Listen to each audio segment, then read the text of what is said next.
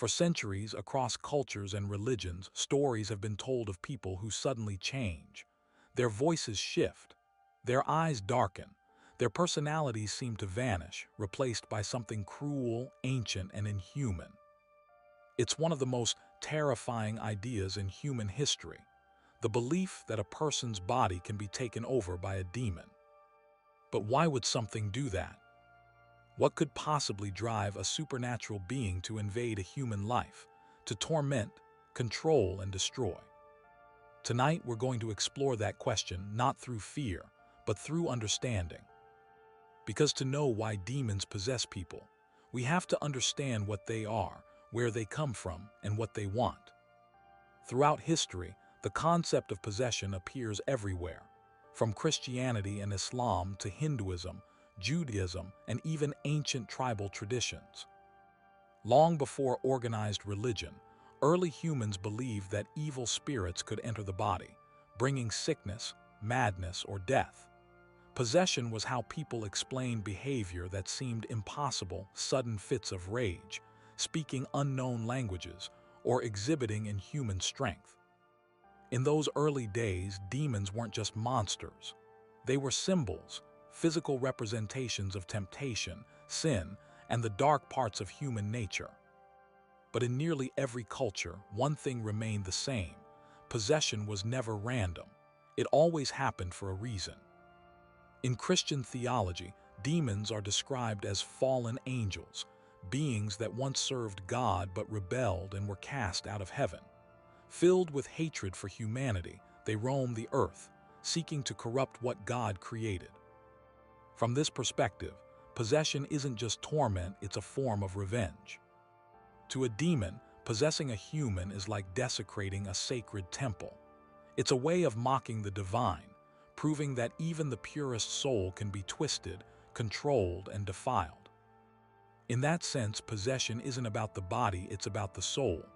Demons don't just want control, they want to destroy faith, hope, and willpower. They want to turn a person's spirit against itself. That's why so many recorded possessions begin slowly, with whispers, manipulation, temptation. Demons rarely take control overnight. They break a person down piece by piece, finding weakness and feeding on it until there's nothing left to resist. But there's another layer, one that goes beyond religion. In many ancient traditions, demons or malevolent entities are seen as energy parasites. They thrive on chaos, fear, anger, and despair. Every time a person loses control, that negative energy becomes fuel. From this viewpoint, possession isn't personal, it's predatory. Demons possess people because they need a host, something alive to feed from, to amplify their strength, and to continue existing in the physical world. Just as parasites use animals to survive, dark entities use humans as vessels, draining their life force until the person is left broken or dead. This theory paints possession as a kind of spiritual infection. And just like a virus, it spreads through vulnerability, trauma, grief, addiction, or deep emotional pain. The weaker the soul, the easier the entry. That's why so many possession cases begin when a person is at their lowest. The entity waits for the cracks to form, then slips through. Religious exorcists often say demons target people who are open doors, those who have unknowingly invited darkness in. This can happen through occult rituals, Ouija boards, seances, or even simply obsessing over the demonic too deeply. In these cases, possession is seen as permission. The person, even if they don't mean to, grants the entity access by showing interest, curiosity, or faith in its power. Demons exploit that curiosity, turning it into a gateway. That's why so many warnings exist across faiths. Not to tempt evil, not to call upon it, not to look too long into the darkness. Because the more you look at it, the more it looks back. But what about the psychological side? Modern psychology offers a different explanation, that what ancient people called possession might actually be dissociation, psychosis, or trauma. In moments of deep stress or emotional breakdown, the mind can fracture, creating alternate identities or voices that feel foreign and frightening. In that view, possession is real, but it's happening inside the human brain, not outside it.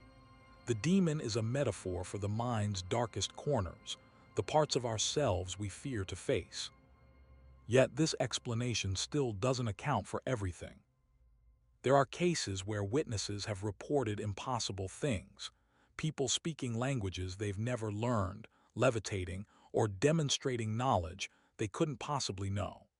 Even seasoned doctors and priests have admitted that some possessions defy logic, science, and medicine. And it's in those gray areas, between psychology and the supernatural, that the mystery remains alive. Another theory says demons possess people not out of hatred, but out of desperation. In this version of the story, these entities are ancient, fragmented souls trapped between worlds. They possess humans because they crave form, to feel again, to exist again. Like ghosts starving for warmth, they use human bodies as temporary homes, feeding on sensations they no longer have. If that's true, then possession isn't just evil, it's tragic. A reflection of lost beings trying to remember what it means to live. It doesn't make them any less dangerous, but it does make them a little more understandable. Ultimately, why demons possess people depends on what you believe. If you believe in God and the devil, then possession is a war, a direct act of rebellion against the divine. If you believe in energy and vibration, then possession is an imbalance, a lower force drawn to human suffering. If you believe in science, it's the human mind breaking under pressure, externalizing trauma as something monstrous. But regardless of belief, the symptoms are always the same. A loss of control, a darkness that grows stronger when you fight it, and the terrifying feeling that something inside you isn't you anymore. Perhaps that's why the idea of possession has survived for thousands of years, because it speaks to something deeply human. We all have darkness inside us. We all struggle with our own demons, whether they're supernatural or psychological. And maybe that's the real reason possession stories haunt us so deeply, because they remind us that the battle between light and darkness isn't out there somewhere. It's inside us. If you enjoyed this exploration into why demons possess people, make sure to like this video and subscribe for more in-depth looks into the paranormal, religion, and unexplained mysteries. And let me know in the comments, do you think possession is a real, supernatural event, or something born from the human mind? Because in the end, whether demons are real or symbolic, their goal is always the same: to take what makes us human and make it theirs.